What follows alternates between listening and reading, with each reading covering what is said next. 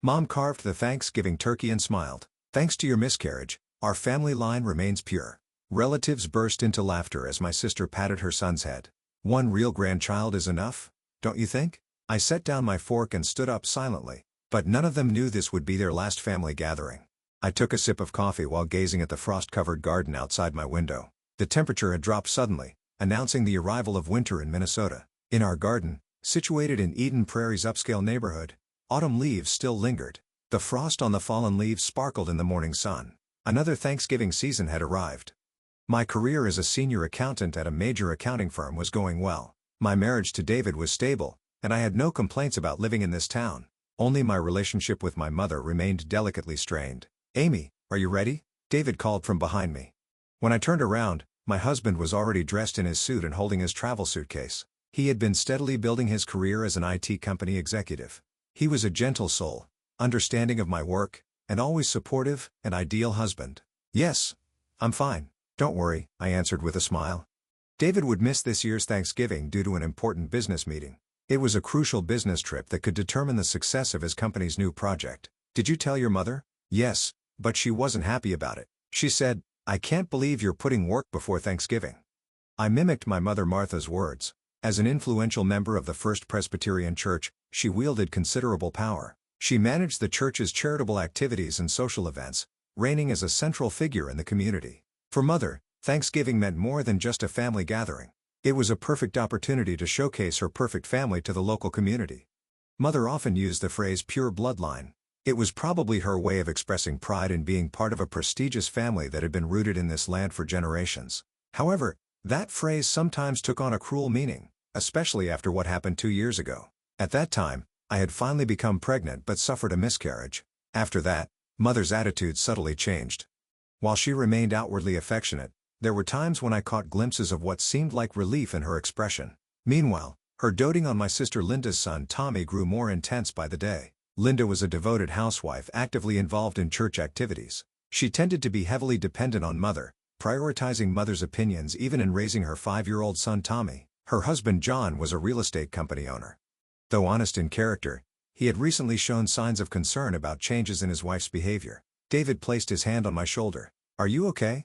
"Yes." I turned to face my husband and smiled. "Don't worry. I'll handle it my way." David nodded silently. He understood how I felt. That's probably why he felt guilty about this business trip. "I should get going." I stood up and walked my husband to the door. A cold wind blew in. Tomorrow was Thanksgiving. Many relatives would gather at Mother's house for dinner. My sister Linda would come with her husband John and their son Tommy. Linda had been acting strange lately. She seemed too close to Adam Foster, the assistant pastor who had arrived 6 months ago. While the charismatic young assistant pastor was popular among the female church members, his relationship with Linda was clearly unusual. I let out a deep sigh. Tomorrow was Thanksgiving. Mother's perfect dinner party, a family gathering in a large white house, with elegant table settings. But underneath it all, something was definitely starting to crumble. With my calm and rational nature, I could see it clear as day. My accountant's intuition told me that some significant truth was being hidden. And I had a definite feeling that the time for that truth to be revealed was approaching. What was about to happen might drastically change the way our family existed. But perhaps it was an unavoidable destiny. That's what I felt. The Thanksgiving morning began with a biting cold. In the car heading to Mother's house, I tried to calm my anxious heart while turning up the heat. The sky beyond the windshield was a gloomy gray, with occasional snowflakes dancing in the air. Mother's house stood in one of Eden Prairie's most prestigious neighborhoods. The large white house, passed down through generations, could rightfully be called one of the town's landmarks. Several cars were already parked in the circular driveway at the entrance. Relatives were starting to gather. As I opened the front door, Mother's voice rang out. Martha had already made perfect preparations. A navy blue dress with a pearl necklace. Her graying hair was meticulously styled, and her makeup was carefully applied.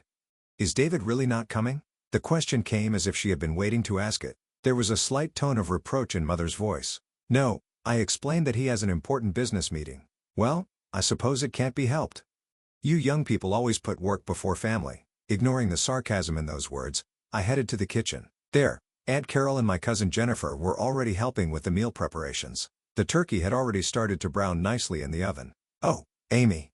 I'm glad we could help," Carol called out to me. In her eyes floated an emotion that could have been either sympathy or pity. Since my miscarriage 2 years ago, The way relatives looked at me had subtly changed like this. Soon after, the doorbell rang. The arrival of Linda's family. "Tommy, come to Grandma." Martha rushed forward, almost ready to embrace her grandson the moment she saw him. 5-year-old Tommy laughed happily in his grandmother's arms. Behind them, Linda wore a satisfied expression. Her husband John looked somewhat uneasy and glanced briefly at me. While waiting for dinner preparations to be completed, the usual small talk unfolded in the living room. Church activities, neighborhood gossip, children's school stories. But to me, the conversation sounded strangely hollow.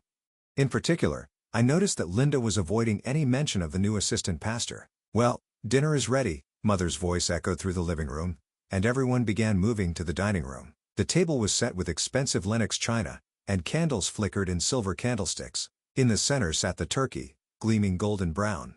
"Let us pray." Everyone sat down, folded their hands, and bowed their heads. Martha began reciting the prayer. Her voice was filled with its usual dignity and confidence. "And we thank you for all the blessings bestowed upon us. Amen." After the prayer, the serving of food began. Martha took up the large silver knife that had been passed down through generations and began carving the turkey. Her movements revealed years of experience. "Amy, you're always so focused on work," Aunt Carol addressed me. "Don't you think it's time to find a new purpose in life?" "Yes," Cousin Jennifer chimed in. "God sometimes gives us trials for a reason." The meaning behind those words was clear. They were referring to my miscarriage 2 years ago. I silently lowered my eyes to the food on my plate. "Well," but Martha suddenly spoke up. While carefully carving the turkey, she said in an inappropriately cheerful voice, "Your miscarriage saved our bloodline from being tainted."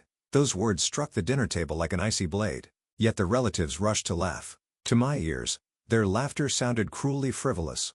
And then came the decisive blow from my sister. Linda, gently stroking her son's head, said with a broad smile, "After all, a real grandchild is all we need." There was a moment when time seemed to stop. I slowly put down my fork and quietly stood up from my chair. All eyes around the table turned to me at once. "Amy?" There was a slight tremor in Mother's voice. "Please excuse me for a moment." I announced this calmly but firmly, and left the dining room. Behind me, after a moment of silence, confused sounds began to emerge. I stood before the large window in the living room, looking outside. The light snow had turned into proper snowfall without my noticing. White snowflakes were slowly dancing down through the darkness. The sight had a strangely calming effect on my heart. After a while, I heard sounds from the kitchen. When I turned around, John was standing there. Linda's husband wore an obviously troubled expression. "Amy, I need to talk to you." His voice was different from his usual confident tone as a real estate company president. It carried a complex tone mixing anxiety and determination. "Actually, something's wrong with Linda." I nodded silently. John looked around cautiously, then continued in an even lower voice, "She's been meeting with the young assistant pastor frequently." And he paused for a moment and let out a deep sigh. "I want to get a DNA test for Tommy. Will you help me?" In that moment, all the pieces connected. In my mind, vague anxiety transformed into certainty. My accountant's analytical skills had already begun collecting various circumstantial evidence.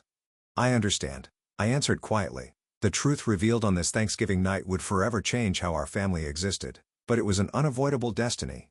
3 days after Thanksgiving, I sat in my home office, staring at my computer screen. David was still away on his business trip, and in the silent house, only the sound of typing echoed. I ordered the DNA test kit. An email from John had arrived last night. He said he had purchased a commercial testing kit from Amazon. Modern technology has made tests that were once only possible at specialized institutions available to anyone. However, I had other investigative methods.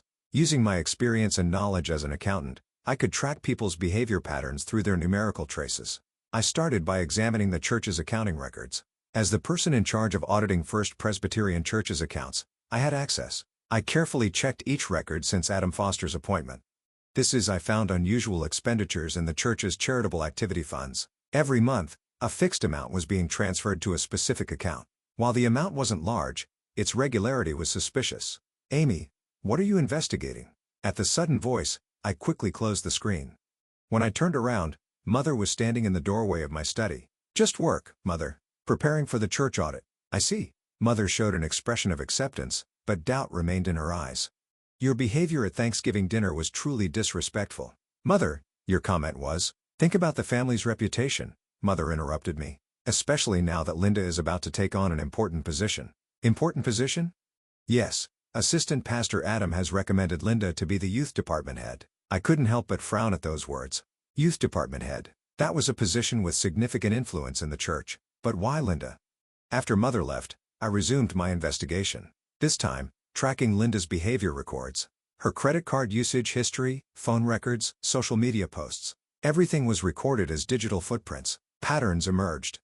Every Wednesday afternoon, Linda would go out citing church meetings. However, no meetings were recorded in the church's official schedule for those times. Then I found decisive evidence. Grayson.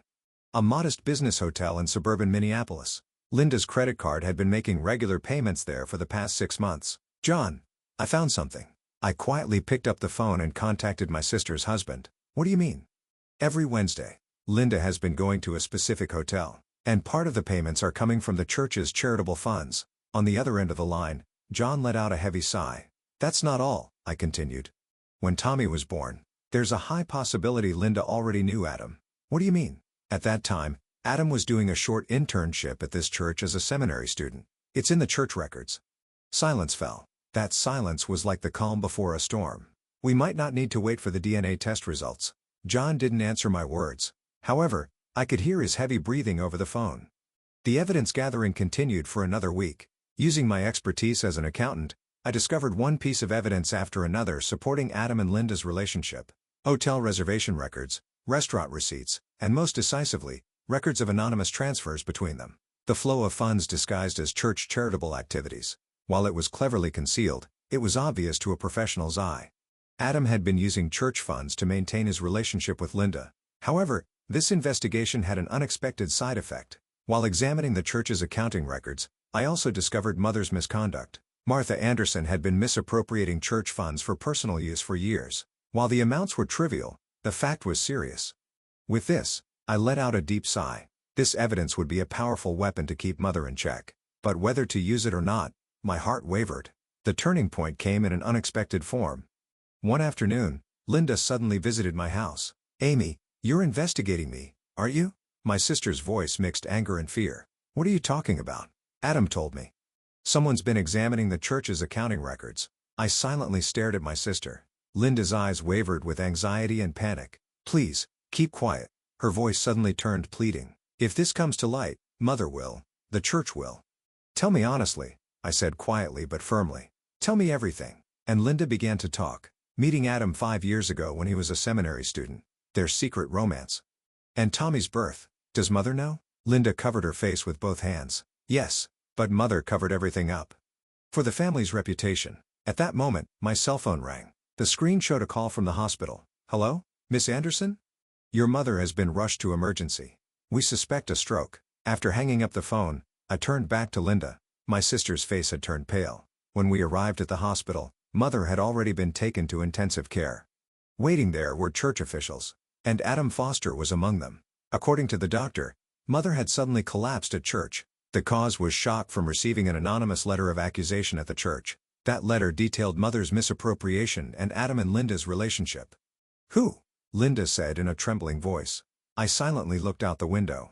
Under the cloudy sky, snow had begun to fall quietly, as if trying to gently wrap all the events that were about to unfold in a white blanket. In the waiting room of Fairview Southdale Hospital, outside the window, snow continued to fall in the deep darkness. From the intensive care unit, the regular sound of machines occasionally leaked through. Her condition is stable. While receiving the doctor's explanation, I tried to maintain my composure.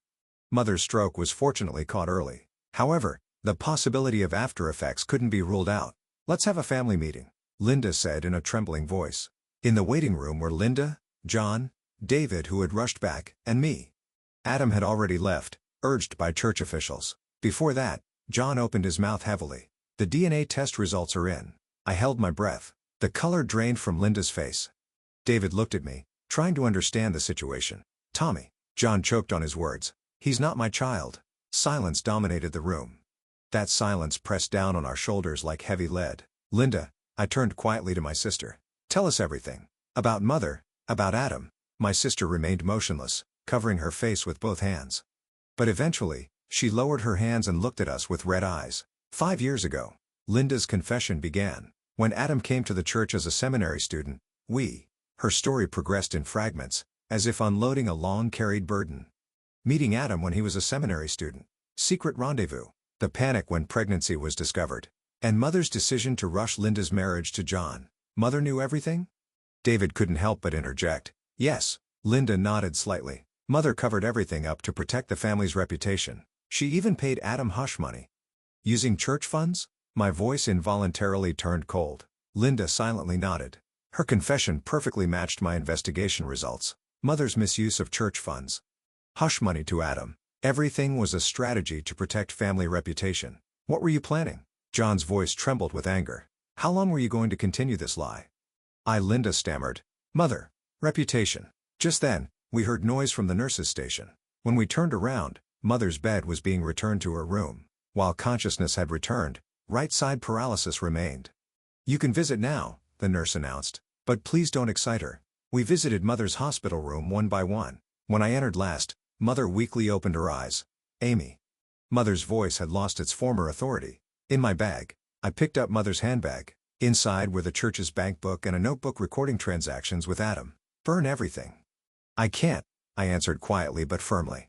Let's put an end to all the secrets. That evening, the church's board of elders was urgently convened. Adam Foster's inappropriate relationship and suspicions of church fund misappropriation were officially addressed as agenda items. The results were as expected.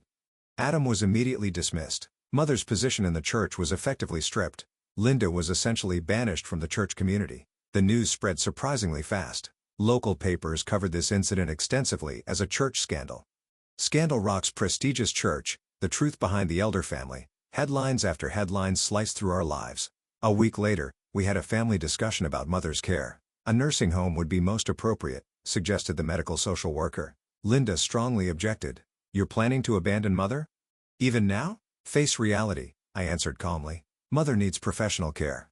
And I paused for a moment. This decision is for all of us. Eventually, it was decided that Mother would enter Amy. Mother stopped me on discharge day. Her right side paralysis hadn't fully recovered yet. You might have been right. I couldn't answer those words. I just held her thin hand tightly. But Mother continued, try to understand my feelings about protecting the family's reputation. I do understand, I answered quietly. But reputation built on lies will eventually crumble. Tears glistened in Mother's eyes. Perhaps that was the most honest display of emotion she had ever shown. That night, I had dinner alone with David for the first time in a while. You did well. My husband held my hand. What now? Outside the window, snow continued to fall quietly. The accumulated snow seemed to cover all traces of the past. But surely, beneath it, new shoots were beginning to breathe. I'm thinking of looking for a new house, I smiled. Starting our new life somewhere a little away from this town. David nodded silently. His eyes overflowed with understanding and love. Yes, this isn't the end. It's a new beginning. Truth sometimes demands a cruel price. But without paying that price, true happiness cannot be obtained. That's what I believe. A year has passed since then. David and I had settled into a new home in a developing residential area in western Minnesota, 2 hours by car from Eden Prairie. I think it's just the right distance. In the kitchen of our new home, I was preparing to roast a turkey. Outside the window, gentle snow was falling. There wasn't the bitter cold of last year. Need help? David called from behind. His arms gently wrapped around my shoulders. Thanks, but I'm fine.